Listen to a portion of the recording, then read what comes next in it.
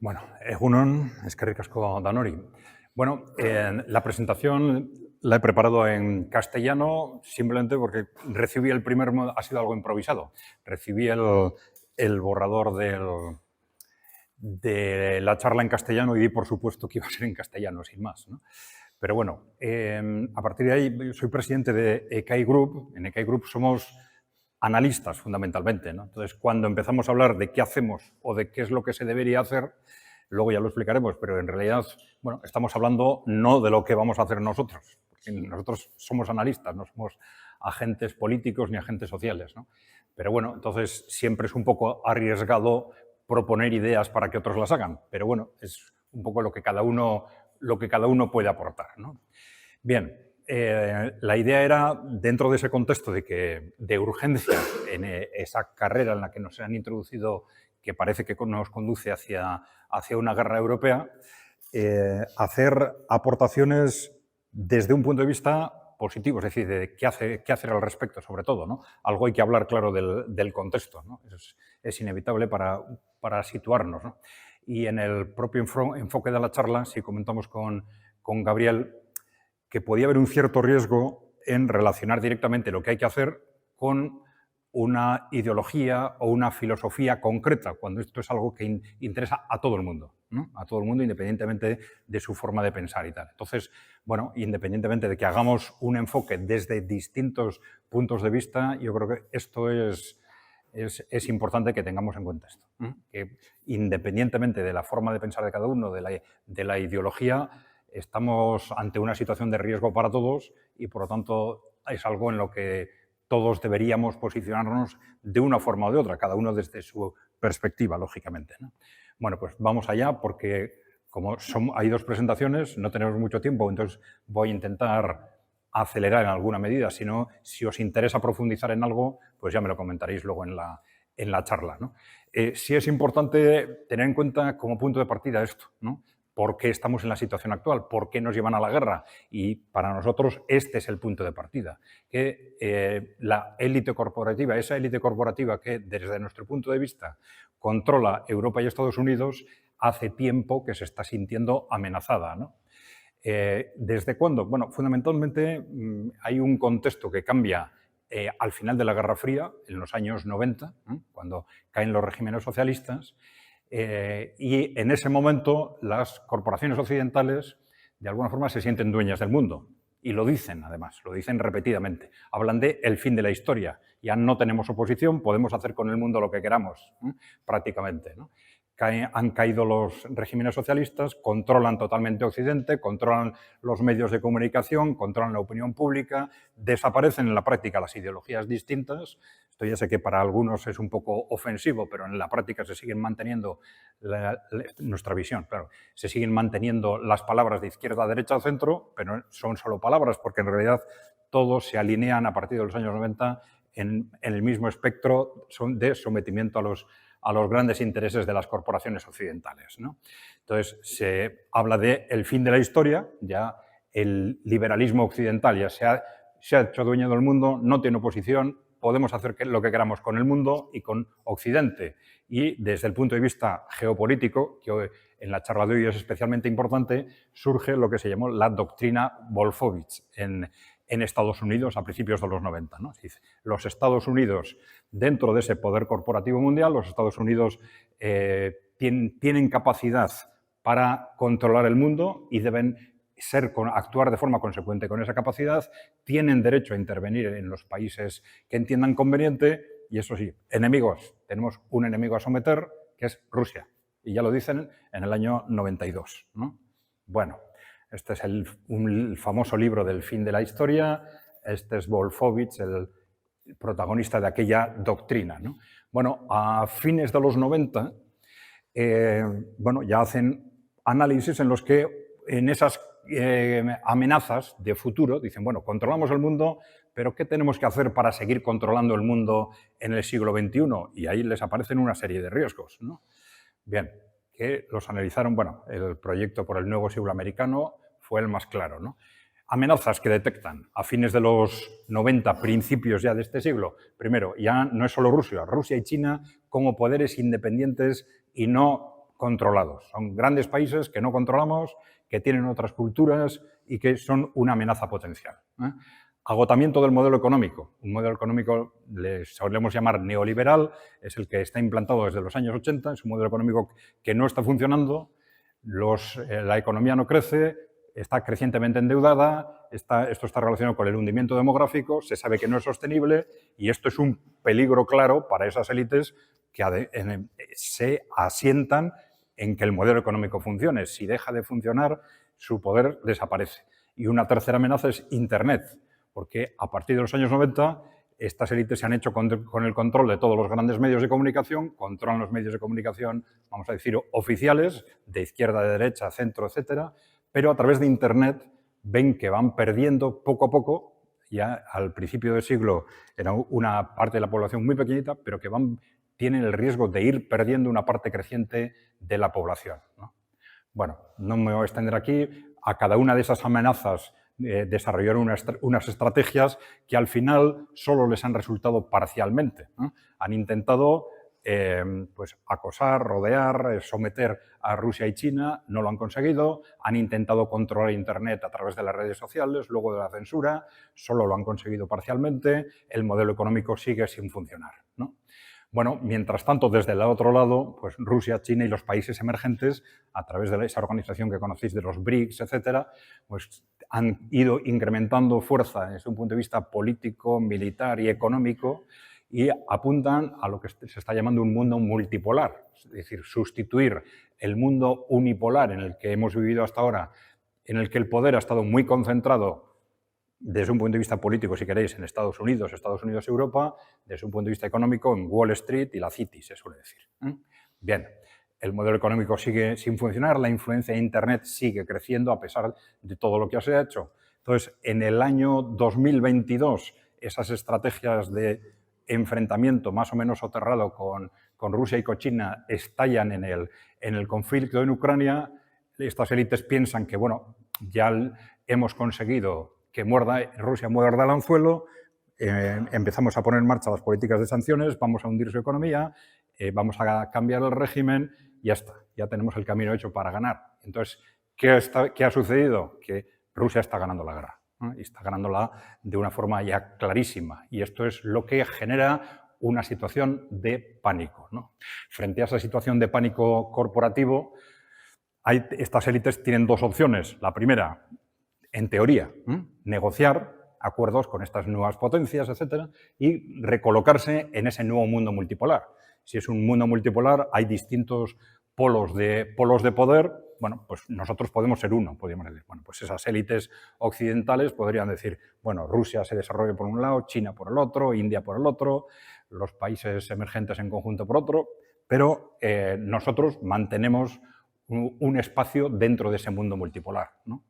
Y la otra opción es no aceptar ese nuevo contexto y eso nos lleva clarísimamente a la guerra, no hay otra, ¿no?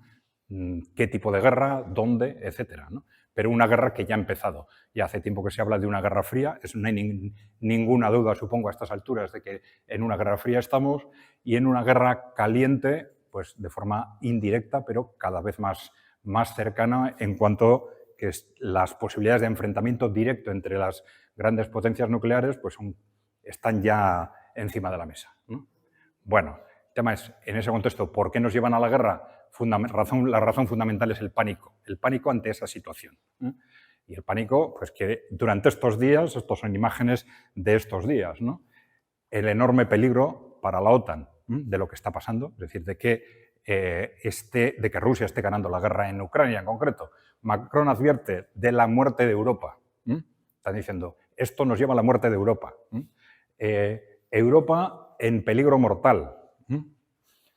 Bueno, Macron advierte de que Europa puede morir si no crea su propio sistema de defensa. Macron propone poner las armas nucleares francesas al servicio de la defensa europea. Una Europa amenazada. Todo eso son titulares de estos días.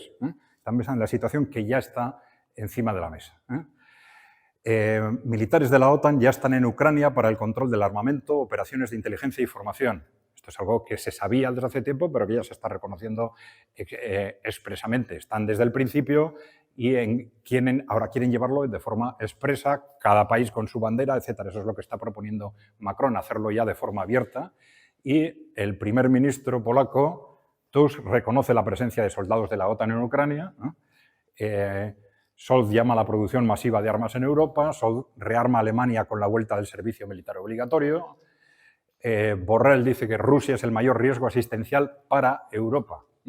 Von der Leyen, la guerra en Ucrania marcará para siempre el futuro de Europa. Metsola, la presidenta del Parlamento Europeo, Rusia representa una amenaza existencial a nuestra Unión, a la Unión Europea. Es decir, esa situación de pánico es clara, ¿no? Bueno, el tema no es Europa el que está en riesgo ante esa situación, es ese sistema corporativo occidental, si queréis, liderado por Wall Street y la City, el que está realmente en peligro existencial. Y está porque después de 30 años de intentar someter a Rusia y a China, estaban seguros de que en Ucrania Rusia, ya lo hemos dicho antes, había caído en la trampa y que ese conflicto iba a significar su derrota definitiva y el cambio de régimen, ¿no? La derrota de ese mundo multipolar emergente, ¿no? Y de pronto ven que sucede lo contrario y que Rusia va a ganar la guerra, ¿no? Bien, esa victoria de Rusia en la guerra es inaceptable para ellos porque supone, al contrario de los que esperaban, que la influencia política e ideológica de Rusia y de los países emergentes se va a disparar.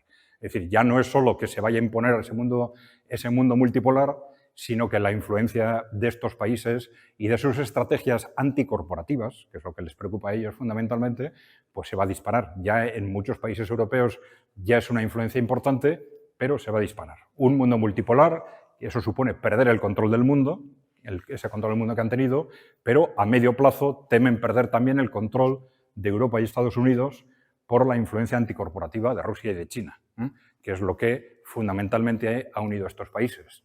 El que los dos han desarrollado estrategias para apartar a las grandes corporaciones del poder. Y claro, las grandes corporaciones que eran aliadas de Wall Street y de la City, si queréis. Bien, de lo que decíamos, esto es una amenaza existencial no para Europa, sino para ese poder corporativo. Y entonces dicen, hay que evitarlo, lo están diciendo repetidamente, a toda costa. Pero la sensación es que no saben cómo. No saben cómo evitamos, ahora cómo paramos esto. Entonces están aparentemente lanzando palos de ciego, diciendo, bueno, pues les vamos a lanzar misiles contra Rusia, contra el territorio ruso, y de forma cada vez más clara, ¿no? Ya no es solo desde Ucrania con soldados nuestros o con militares nuestros, sino que lo vamos a hacer nosotros directamente. Vamos a mandar nuestros soldados, ¿no? Para enfrentarnos directamente si hace falta. Parece pues que Francia está tanteando a otros países porque no quieren ir solos, quieren ir con otros. Eso ya supone evidentemente una guerra directa con Rusia, pero dicen, es que no saben qué hacer hasta ese contexto. Que o vamos a la guerra mundial, o vamos a la guerra europea con un alto riesgo de que degenere en una guerra nuclear, o ¿qué hacemos? ¿Aceptamos esa derrota? ¿Aceptamos que nos quiten del poder del mundo? ¿Aceptamos que nos echen del poder incluso en Occidente? ¿Aceptamos el riesgo de ir a la cárcel o de que nos procesen por lo que hemos estado haciendo? Bueno, eso es lo que para ellos es evidentemente inaceptable, ¿no? Bueno, entonces están avanzando en esa dirección de la guerra mundial, lo que parece, dicen, bueno, la guerra mundial a lo mejor no la ganamos, pero es que es lo único que sabemos hacer, lo único que se nos ocurre. No tienen otro instrumento, aparentemente no tienen otro instrumento, ¿no? Entonces están avanzando en esa dirección con todo tipo de medidas, con amenazas por un lado y con hechos, ¿no? De rearme, ataques a territorio ruso, envíos de tropas, etc., ¿no? Bueno, entonces la cuestión es, se suponía que en la charla de hoy lo importante era centrarnos en qué hacemos frente a todo esto, ¿no? Que es lo realmente complicado, ¿no? Bueno, en principio, ¿cómo se puede parar esa carrera hacia la guerra, en principio, europea? Pues hay dos formas. El miedo a la fuerza militar de Rusia, que dice, bueno, pues ya sabemos lo que ha pasado esta semana, ¿no?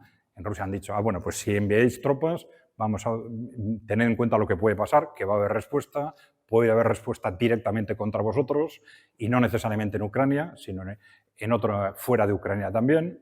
Y han dicho, y vamos a hacer ejercicios militares con armas nucleares tácticas. Nucleares tácticas, que son armas tecnológicamente nucleares, pero de impacto más reducido, ¿no? Bueno, Entonces, bueno, vamos a ver cómo se posicionan en ese sentido. Es decir, si tienen muy claro que la reacción de Rusia los va a derrotar casi seguro, pues igual dan marcha atrás. No lo sabemos, pero esto se está moviendo a una velocidad de días, de semanas. Por otro lado, parece que tienen miedo al contexto que se puede crear en las elecciones norteamericanas en noviembre y que su idea es, en principio, hacer estallar todo esto durante estos meses, aparentemente.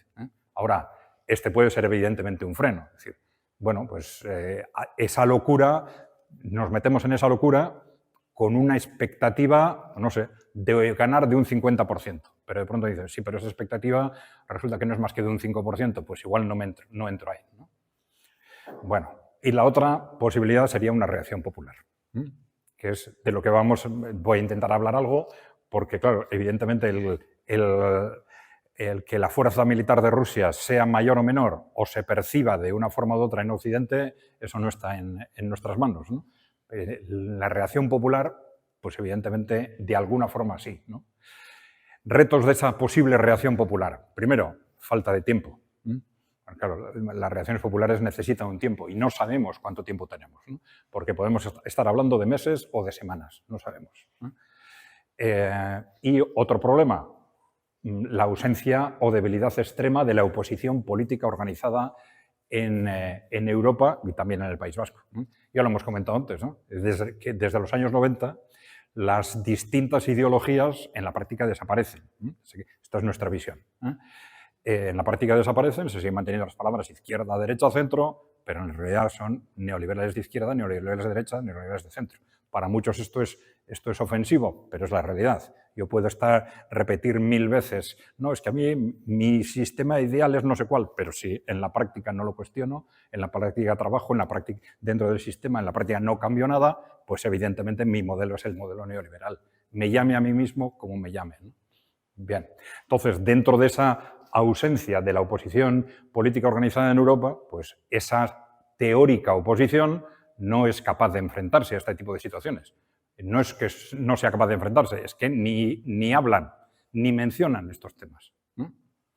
Bueno, entonces tenemos dos opciones teóricas ante esa situación. Primero, movilizar las organizaciones que ya existen y la segunda sería crear una organización nueva, ¿no? Si las organizaciones que ya existen no son capaces de hacer nada ante esa situación, pues habría que crear una organización nueva, ¿no? Pero bueno, organizaciones ya existentes, ¿cuál es el problema básico? Que son parte del sistema, ¿no? Ya he dicho lo que pasó en los años 90, y entonces frente al poder corporativo desaparece la oposición política real. Eso sí, cuanto más se acercan entre ellos, más se pegan en los medios, ¿no? Más unos a otros para demostrar lo distintos que son, ¿no? Pero bueno, frente al poder corporativo, sus actitudes son o de sumisión o de pavor, de miedo, frente a posibles castigos por parte de ese poder corporativo, o de prudencia, porque estas cosas muchas veces se venden como una gestión prudente, ¿no? No, yo ideológicamente soy no sé qué, pero como por sentido práctico me mantengo dentro de unas determinadas líneas porque sé que si me salgo de esas líneas, patapum, me dan y no hay quien gane unas elecciones, ¿no? Por ejemplo, ¿no? Pero claro, en la práctica es lo mismo. En la práctica, por una razón o por otra, es trabajar dentro de las coordenadas marcadas por la élite corporativa, ¿no? Bueno, entonces en la práctica, ¿qué sucede? Que con las organizaciones ya existentes el resultado es siempre el mismo. En cuestiones realmente conflictivas no se hace nada. No entramos.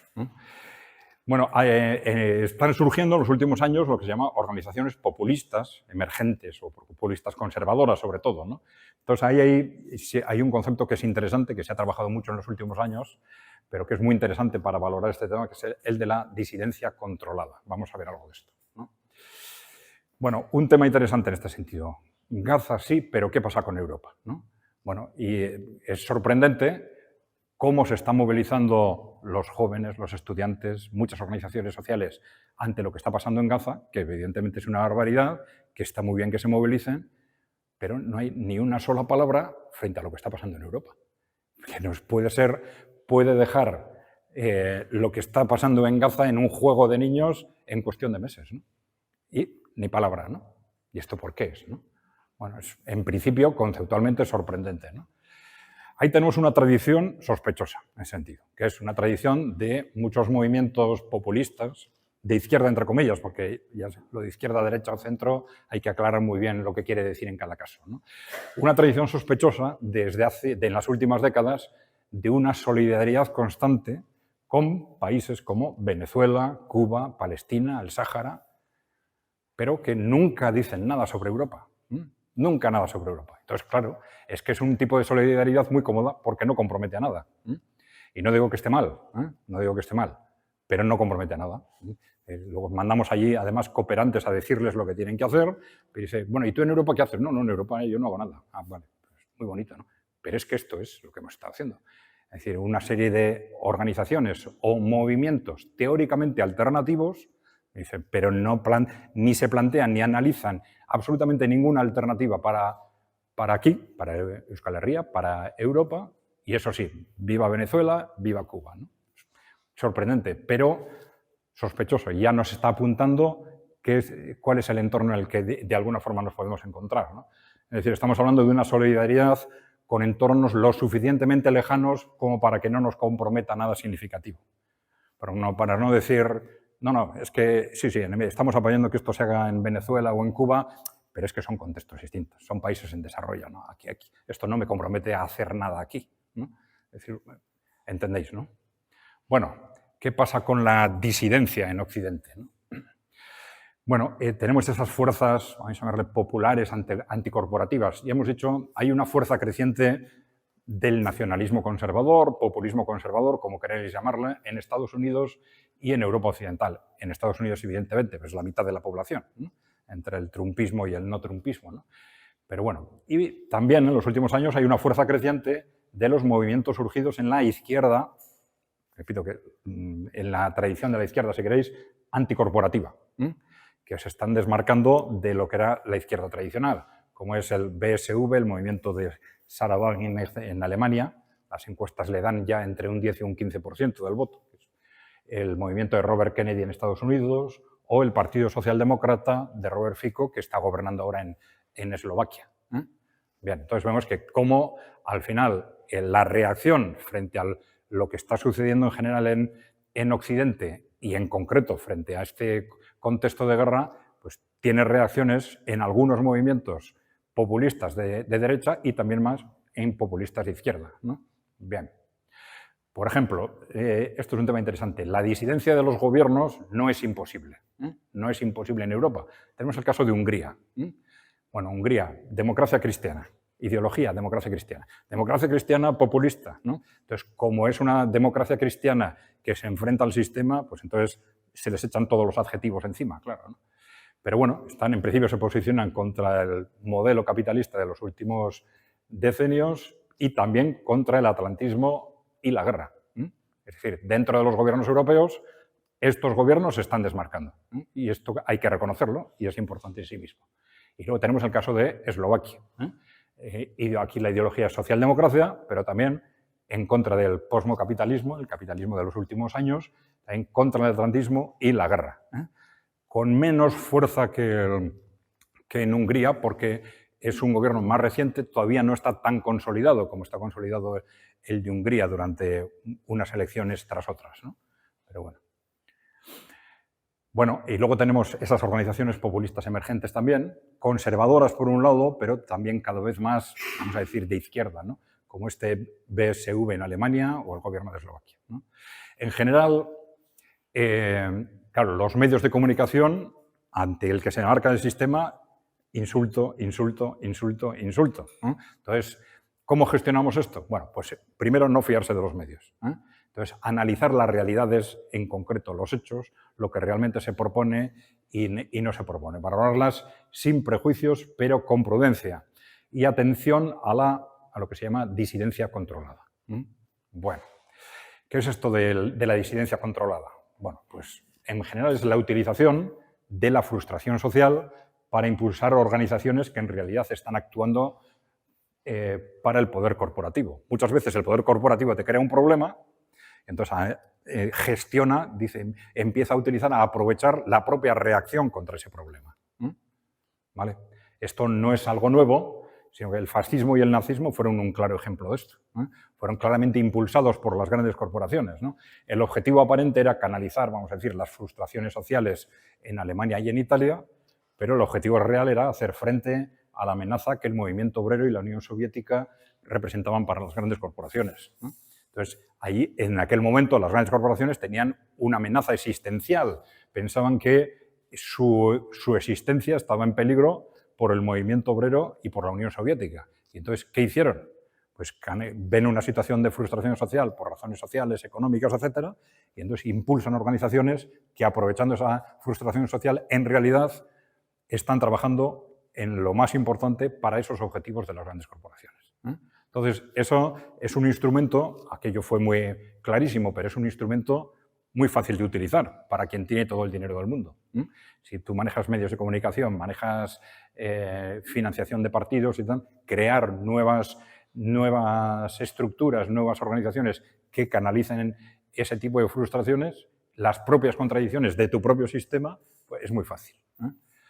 Bueno, entonces, en nuestro caso tenemos contradicciones y crisis del neoliberalismo, posmocapitalismo, hay contradicciones sociales, una economía que no funciona, el hundimiento demográfico, hay una serie de problemas estructurales que generan una frustración creciente en muchos países, indignación popular, y ahí tenemos un caldo de cultivo tanto para una disidencia real como para una disidencia controlada, para las dos cosas, ¿no?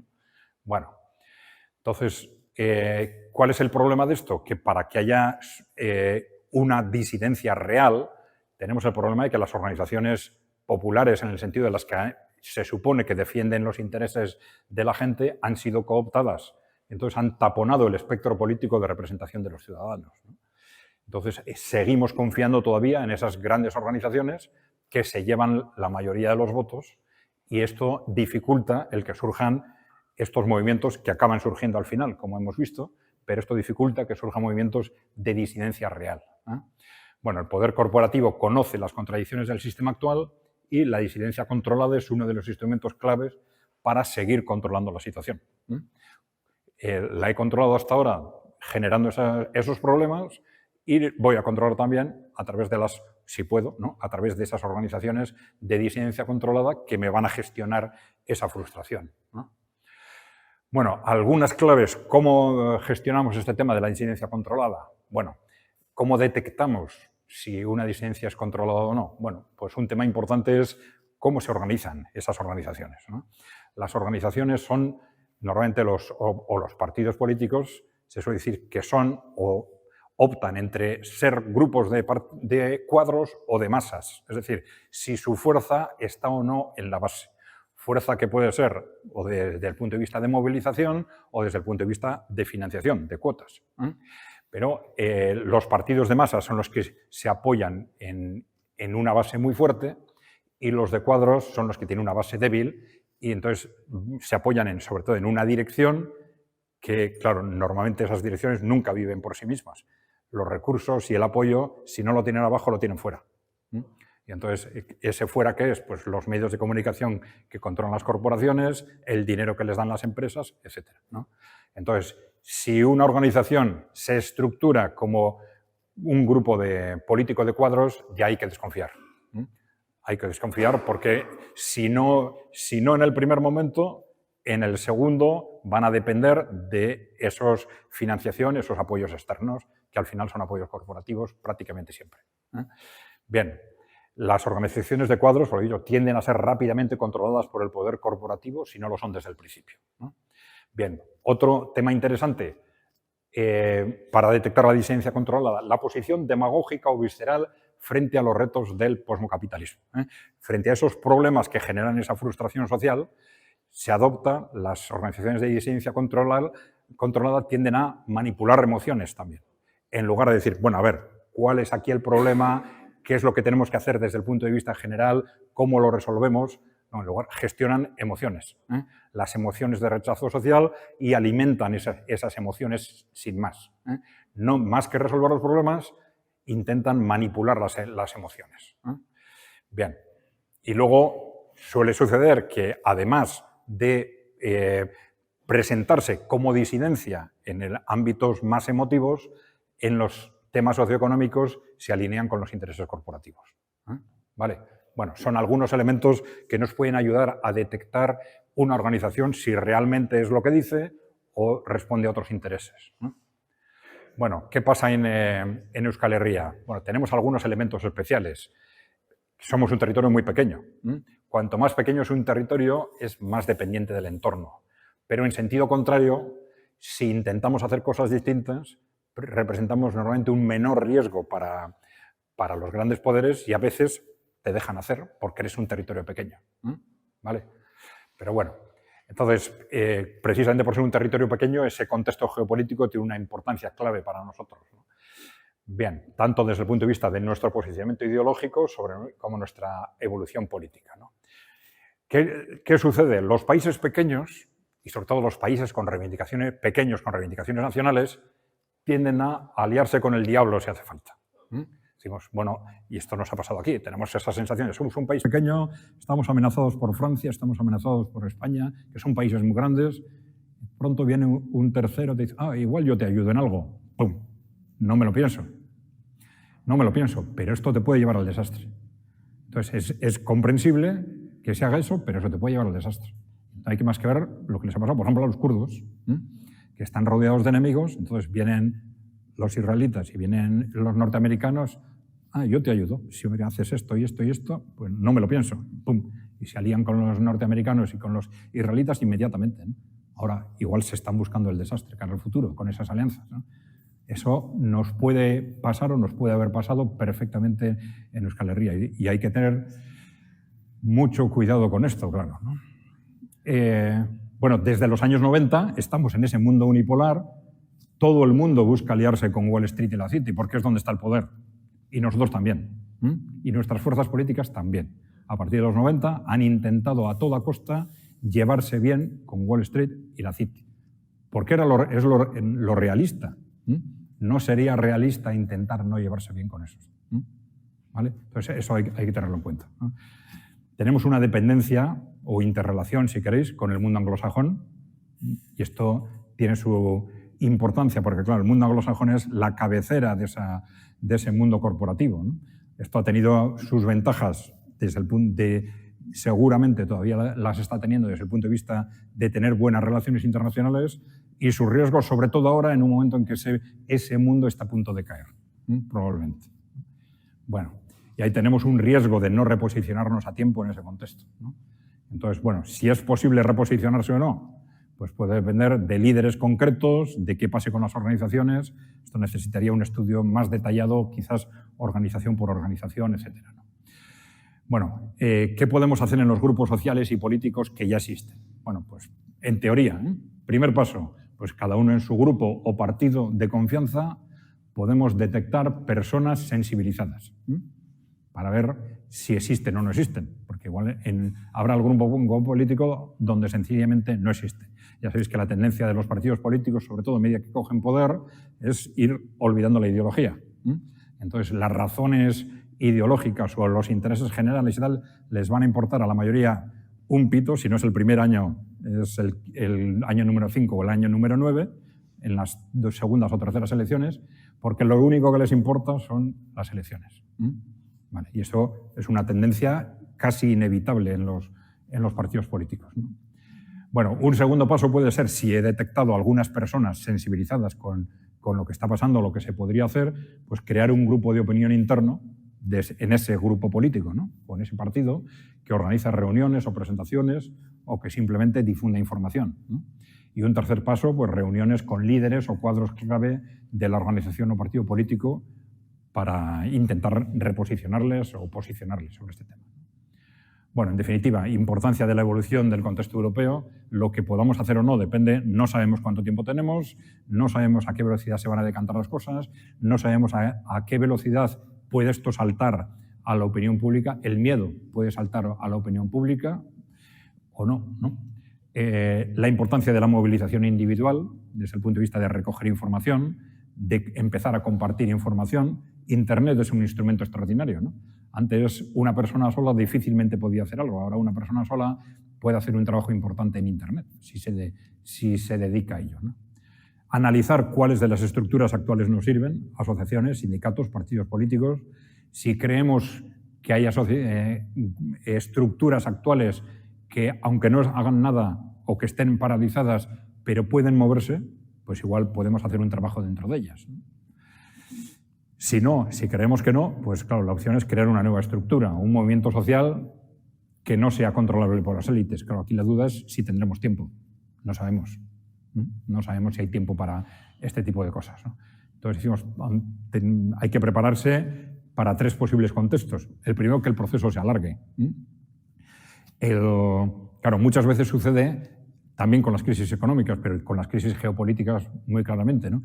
Que se están tomando medidas que nos llevan al desastre, pero precisamente por la barbaridad del desastre, en el último momento se hacen cosas que no se hubieran hecho en otras situaciones para evitar que eso suceda o para retrasarlo, ¿no? Entonces, bueno, hay que prever que el proceso se puede alargar, que el proceso se resuelve sin guerra, porque de alguna forma pues llegan a un acuerdo geopolítico de reparto de influencias o lo que sea, ¿no? Lo cual, por lo que he dicho antes, es complicado, pero no hay que descartarlo, ¿no? O, si no, vamos ya a una guerra convencional europea con un riesgo de escalada estratégica nuclear, ¿no? Bueno, pues esto es, los que nos conocéis ya, muchos de vosotros recibís nuestro boletín, lo podéis recibir por correo electrónico, la forma más directa puede ser en Telegram, los que tengáis Telegram, también por WhatsApp si queréis. Si o bien entráis directamente en Telegram en esa dirección, o si nos escribís un correo a esta dirección, nos decís cómo queréis recibir el boletín, por correo electrónico o por WhatsApp. Vale, pues sin más. Vale. Vale, soy.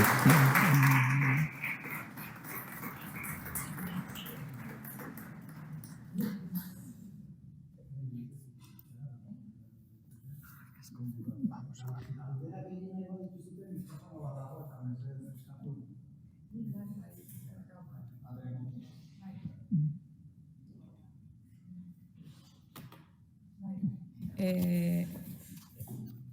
El que un partido se posicione en contra de la OTAN, ¿para ti tiene valor? ¿Actualmente tiene algún...? ¿No? ¿Tiene algo? Bueno, que tiene valor está claro. Otra cosa es cuánto valor. ¿Cuánto valor? Porque claro, eso depende de qué partido sea. Pero si pensamos en cualquier partido de los que, o en el ámbito del Estado o en el ámbito autonómico, si quieres, son de los más influyentes, cualquiera de esos partidos es muy importante. Porque aunque el efecto por sí mismo no pueda no serlo, pero el efecto frente a los demás es muy importante, ¿no? Sí. Si hay un partido que se mueve, está tensionando a los demás para que se muevan, ¿no? Sí. Por ejemplo, en el ámbito, pues en el ámbito, vamos a decir, de la izquierda, ¿no? Sí. Tradicionalmente ha habido muchos sectores de izquierda en el Estado que han estado mirando a ver qué pasa en el País Vasco. Si en el País Vasco hubiera un movimiento en ese tipo, esto seguramente generaría un movimiento indirecto en otros territorios, por ejemplo, ¿no? Es decir, hay que pensar que tiene un impacto seguro. Otra cosa es cuánto, depende de qué organización sea. Claro. Sí, en el Aberri Eguna, que estuvo en Pamplona, la izquierda abertzale se posicionó en contra de la OTAN. Entonces, bueno, yo fui para escucharle eso solamente. Sí, sí. Sí, bueno, lo del posicionamiento tiene muchas variables, claro, muchas opciones. Pero bueno, porque claro, una cosa es decir, me posiciono en contra de la OTAN y otra cosa es, en teoría debería ser lo mismo, hacer una propuesta para salirnos de la OTAN o hacer una campaña para salirnos de la OTAN. Debería ser lo mismo, pero no lo es. No lo es. Evidentemente.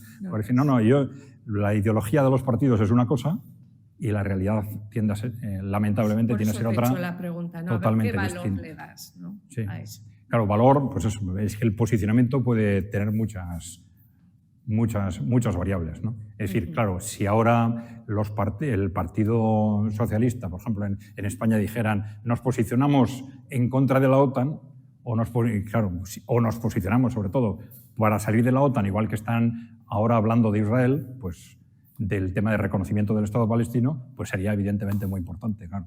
Eso sería un revulsivo impresionante en toda Europa, ¿no? Pero bueno. Sí, a ver, yo he escuchado que desde 1960 no hay armamentística nuclear potente. Y no sé si lo que están haciendo es meternos miedo, como lo han hecho de otra forma, porque si es así, si nos llaman a las tropas a hacer la mili, aquí ya tenemos una cultura de decir, no vamos. Si es eso lo que van a hacer, bueno, no sé, y eso. Sí, es posible, a ver si te interpreto bien, que un movimiento para implantar el servicio militar obligatorio en sí mismo ya generará reacciones muy importantes, ¿no? Pero vamos a ver, porque lo de las reacciones ellos lo están intentando gestionar muy bien. Llevan 2 años con una mentira tras otra, 2 pasos adelante y 1 atrás, insinuando, bueno, no, yo en realidad no quería decir, esto se ha visto pues con todos los pasos que han dado, ¿no? No podemos mandar tanques alemanes a Ucrania porque eso significaría simbólicamente enfrentarnos directamente a Rusia. O otro dice, bueno, habría que mandar, luego no habría que mandar, no, si no, pum, se acaba haciendo. ¿Pero qué están haciendo con eso? Tantear a la opinión pública, acostumbrar a la opinión pública. Lo último ha sido, pues bueno, Macron clarísimamente, ¿no? Lanza un día, hay que enviar tropas regulares a Ucrania. A la semana, bueno, reacciones, algunos dicen pues sí, otros dicen que no. A la semana siguiente dicen no quería decir eso. 2 semanas después otra vez sí, luego otra vez que no. Bueno, que depende cómo se interprete, pum, pero al final van dando pasos y todo eso es una forma de gestionar la opinión pública.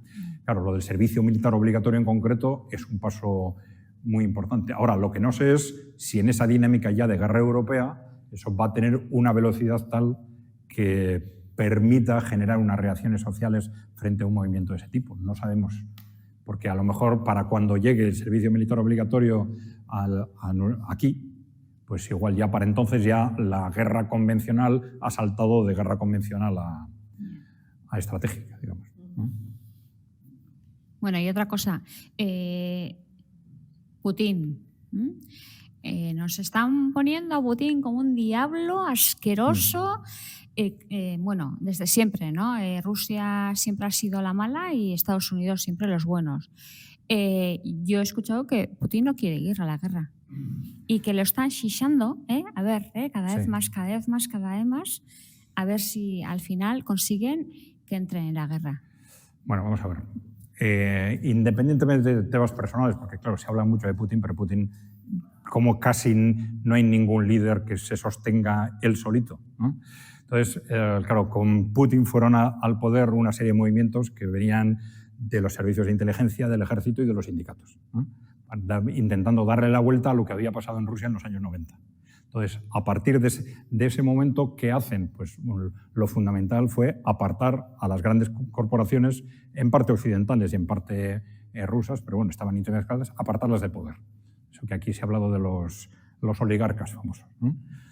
Entonces hubo casi una guerra civil larvada para esto, ¿no? Entre los servicios de inteligencia, el ejército, las grandes corporaciones, y entonces las han ido apartando progresivamente. Y luego esto se ha hecho por distintas vías, distintas políticas, con el fin de asegurar, por ejemplo, el peso de las empresas públicas en sectores estratégicos, ¿no? Suelo poner una gráfica que es muy clara y está muy medida, por ejemplo, del sector financiero, bancario, ¿no? El sector bancario era un 100% público con la Unión Soviética. En los años 90, cuando se derrumba la Unión Soviética, baja hasta el sector público bancario hasta un 30%, y en el momento en que llega Putin al poder empieza a incrementarse y ahora está en un 75%. Ha sido algo progresivo, pero están haciendo lo mismo el conjunto de los países emergentes y en el conjunto de los sectores estratégicos en general, ¿no? Entonces, claro, todo esto es el tema fundamental. Todo esto es lo que convierte a estos países y a Rusia en concreto en una amenaza directa, ¿no? Bueno, el que Putin sea más o menos simpático, presente las cosas de una forma u otra, es otra cuestión. Claro, evidentemente en el fondo del enfrentamiento bélico, además de ese choque de ideas, porque hay un choque también territorial. Y ese choque se produce, por eso hay una expansión de la OTAN a partir de esa doctrina Wolfowitz al final de la Guerra Fría. En teoría debería haber sido el momento en que la OTAN desaparece. Porque claro, la OTAN se crea para hacer frente a la Unión Soviética. Desaparece la Unión Soviética, debería haber desaparecido la OTAN.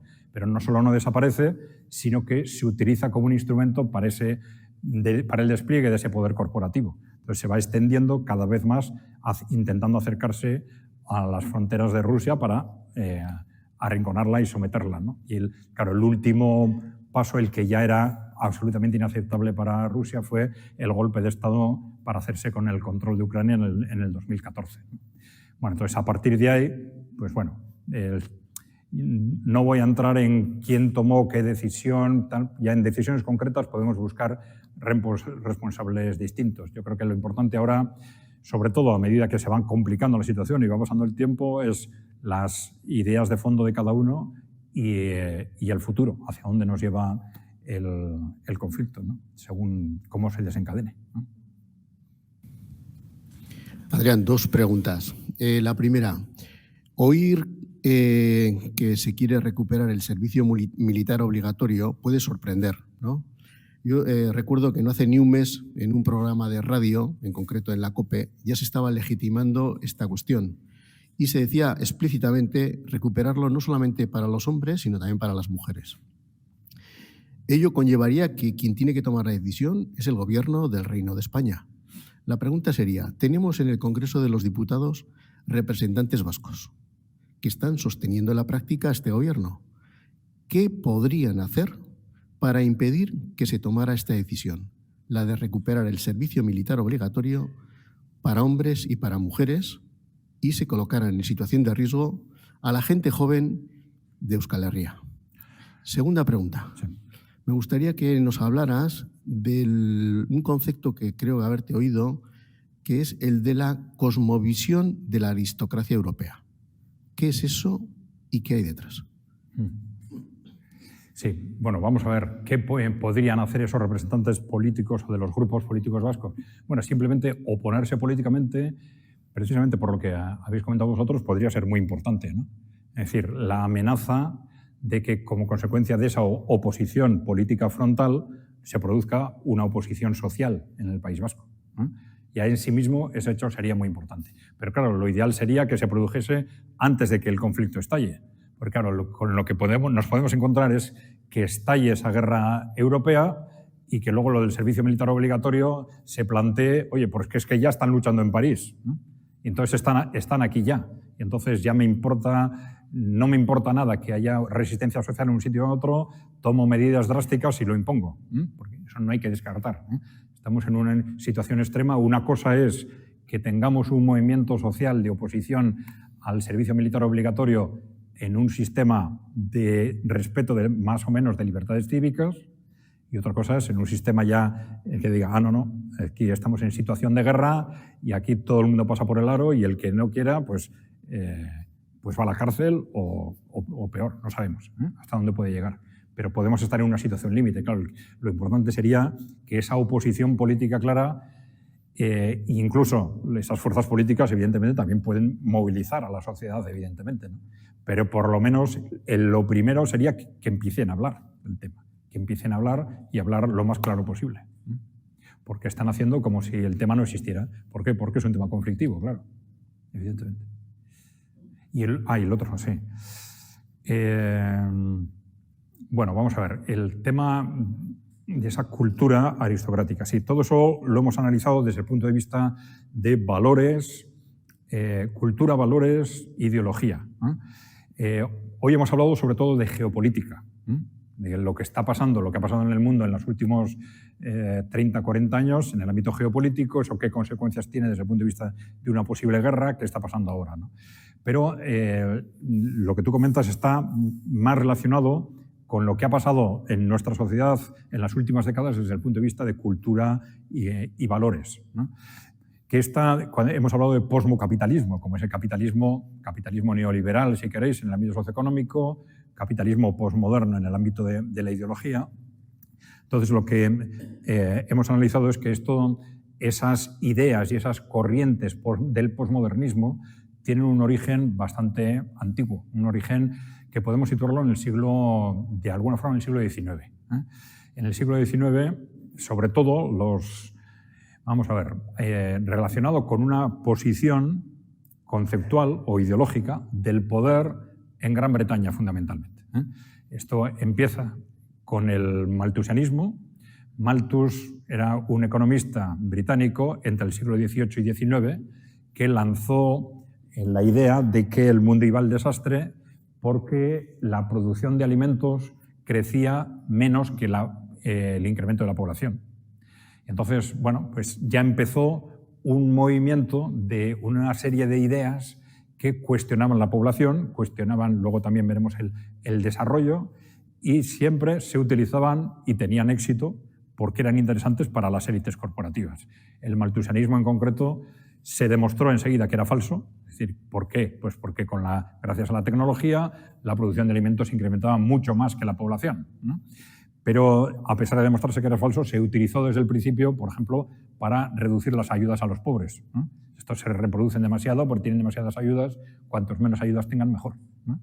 Pero luego eso se interrelacionó ideológicamente también cuando nace la teoría de la evolución, el darwinismo, a mitad del siglo XIX, también en Inglaterra. Hay un movimiento alrededor de Darwin que traslada las teorías de la evolución al ámbito social, lo que se llamó el darwinismo social. Entonces, ese darwinismo social, junto con el neomalthusianismo, pues crearon una serie de movimientos aristocráticos que fueron utilizados por lo que entonces eran las élites de un imperio británico que estaba de alguna forma en crisis, que empezaba a tener riesgos de pérdida de su influencia, pero les daban una cosmovisión que les permitía justificar, aplastar, por un lado, a las clases populares de la propia Inglaterra y, por otro lado, a los pueblos de las colonias, ¿no? Entonces, utilizaron el darwinismo social, utilizaron el neomalthusianismo en los dos sentidos. Del darwinismo, de esas dos corrientes, se pasa enseguida a la eugenesia y el racismo a fines del siglo XIX y y estas doctrinas saltan de Inglaterra a Estados Unidos. Eugenesia, ¿qué es? Eugenesia es una doctrina que dice, bueno, es fundamental, partiendo de ese concepto de esos conceptos del darwinismo social, es fundamental que los mejores se reproduzcan más y los peores se reproduzcan menos. ¿Y quiénes son los mejores y los peores? Pues hay tres vertientes o tres teorías. Para unos los peores son las razas que no me gustan, para otros los peores son los pobres y para otros son los discapacitados, efectivamente. Y para otros, otras veces se mezcla todo. Entonces, estas teorías tuvieron muchísima fuerza en Inglaterra a fines del siglo XIX y principios del XX, en Estados Unidos y luego en Alemania. Entonces se interrelacionaron con lo que fue el surgimiento del nazismo. Bueno, pues todo esto fueron doctrinas impulsadas y utilizadas por las grandes élites corporativas para asentar su poder, internamente y frente a las colonias, ¿no? Entonces, también en Gran Bretaña, sobre todo, empezaron a desarrollar teorías sobre cómo enfocar nuestro poder en un momento en el que Inglaterra va perdiendo peso en el mundo, el imperio británico cada vez es más difícil de mantener en base a razones militares, entonces cómo mantenemos nuestra influencia. Y entonces hemos visto cómo esas teorías que se desarrollan a fines del XIX, principios de los XX, luego derivaron, por un lado, en el fomento y financiación, ya lo hemos visto, del fascismo, del nazismo, y luego se interrelacionan con otros movimientos sorprendentemente que están en el origen de una parte del ecologismo, etcétera, de algunas corrientes que luego se han transformado en los movimientos del posmocapitalismo de las últimas décadas. Es decir, esas mismas élites que ya no son británicas, sino que son occidentales. Para esas élites británicas se convirtió en un objetivo central a partir de la Segunda Guerra Mundial controlar también Estados Unidos. Entonces dijeron, ya no son élites británicas, son británicas, estadounidenses y al final occidentales en general, ¿no?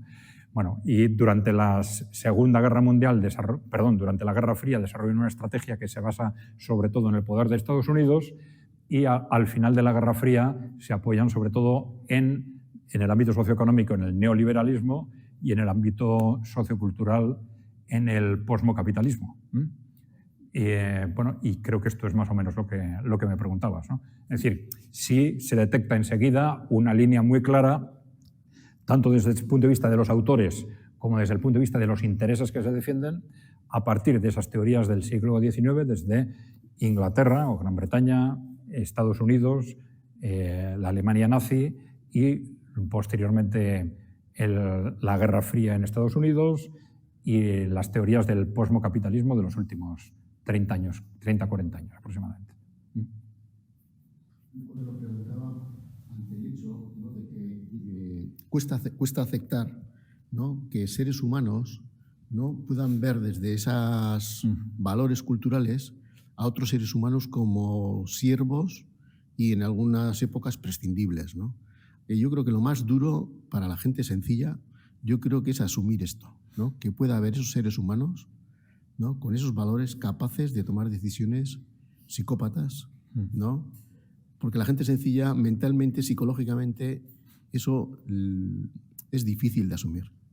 Sí, efectivamente. Y esto efectivamente se relaciona con lo que se suele llamar la mentalidad aristocrática, ¿no? Aristócratas que viven fuera del mundo, desprecian al resto, no se consideran uno más, ¿eh? Sí, y esa mentalidad aristocrática que tenían los aristócratas en la Edad Media, pero luego en el siglo XVIII y XIX confluye y es la que van adoptando los grandes inversores, los grandes dueños de las corporaciones, ¿no?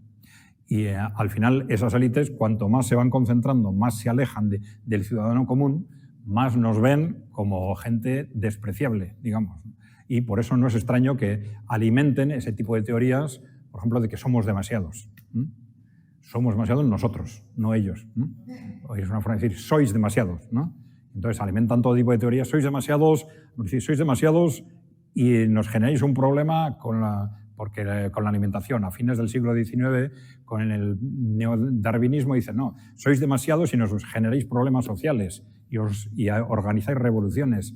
Y luego, sois demasiados y destruís el medio ambiente, que es con lo que están en los últimos 30 años. Pero siempre esas teorías que han conseguido, porque esas que eran teorías de la aristocracia, eran teorías para ellos, pero lo que han conseguido en los últimos 30, 40 años es difundirlas. Es decir, que todos empecemos a minusvalorar al ser humano y empecemos a considerarnos porquería. Es decir, por ejemplo, el animalismo no contemplado desde una perspectiva de valorar lo que realmente es el mundo animal, sino de minusvalidar al ser humano, de acercarnos, rebajarnos lo más posible, ¿no? Entonces, todas esas teorías las impulsan porque les facilitan la manipulación.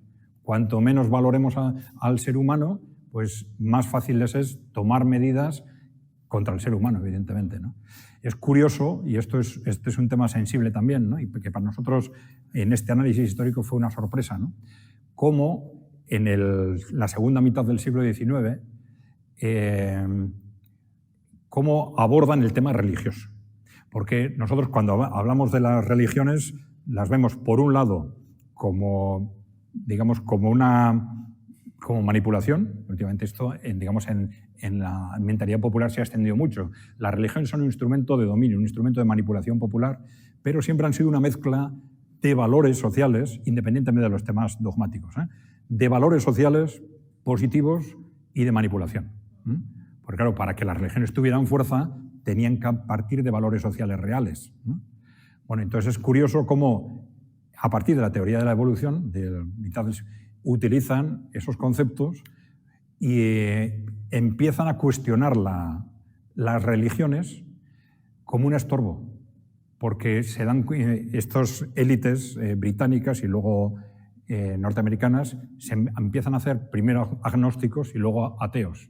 ¿Por qué? Porque esos conceptos de tradicionales de las religiones de que o todos somos hijos, yo en principio no soy religioso, pero bueno, de que todos somos hijos de Dios, todos somos hermanos, son conceptos que parten de una filosofía humanista muy importante, ¿no?, que parten de la realidad social, y para ellos es un estorbo.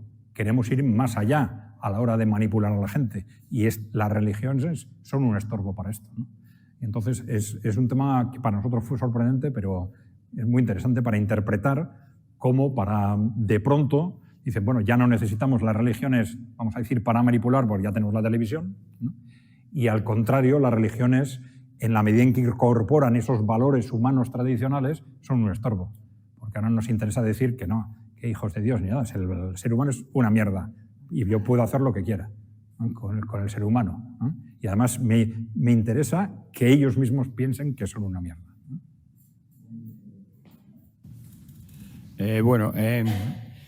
Para empezar, ha salido ahí Kennedy. Yo no creo